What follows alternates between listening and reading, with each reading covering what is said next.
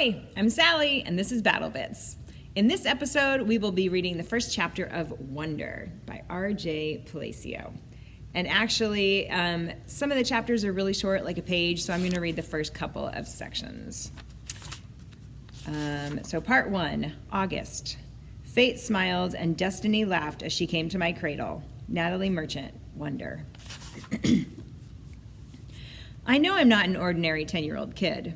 I mean, sure, I do ordinary things. I eat ice cream, I ride my bike, I play ball, I have an Xbox. Stuff like that makes me ordinary, I guess.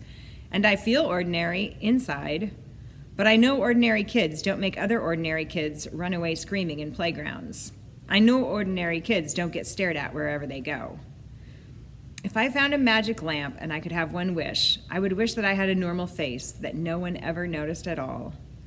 I would wish that I could walk down the street without people seeing me and then doing that look away thing. Here's what I think. The only reason I'm not ordinary is that no one else sees me that way.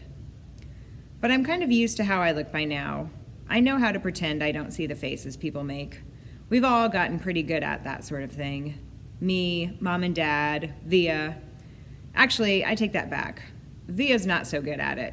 She can get really annoyed when people do something rude. Like, for instance, one time in the playground, some older kids made some noises.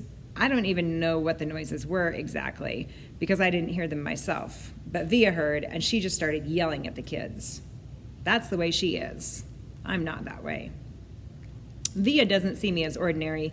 She says she does, but if I were ordinary, she wouldn't feel like she needs to protect me as much. And Mom and Dad don't see me as ordinary either. They see me as extraordinary. I think the only person in the world who realizes how ordinary I am is me. My name is August, by the way. I won't describe what I look like. Whatever you're thinking, it's probably worse. Why I didn't go to school. Next week, I start 5th grade. Since I've never been to a real school before, I am pretty much totally and completely petrified. People think I haven't gone to school because of the way I look, but it's not that. It's because of all the surgeries I've had. 27 since I was born. The bigger ones happened before I was even 4 years old, so I don't remember those. But I've had 2 or 3 surgeries every year since then, some big, some small.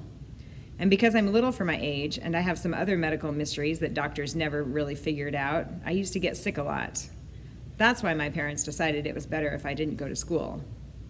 I'm much stronger now, though. The last surgery I had was 8 months ago, and I probably won't have to have any more for another couple of years. Mom homeschools me. She used to be a children's book illustrator. She draws really great fairies and mermaids. Her boy stuff isn't so hot, though. She once tried to draw me a Darth Vader, but it ended up looking like some weird mushroom-shaped robot. I haven't seen her draw anything in a long time. I think she's too busy taking care of me and Via.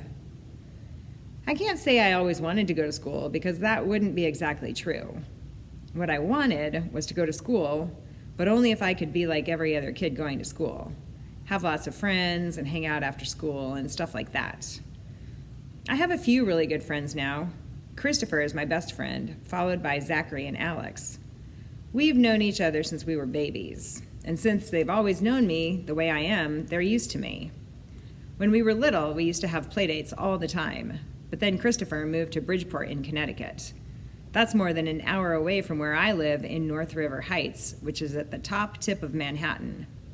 And Zachary and Alex started going to school. It's funny, even though Christopher's the one who moved far away, I still see him more than I see Zachary and Alex. They have all these new friends now.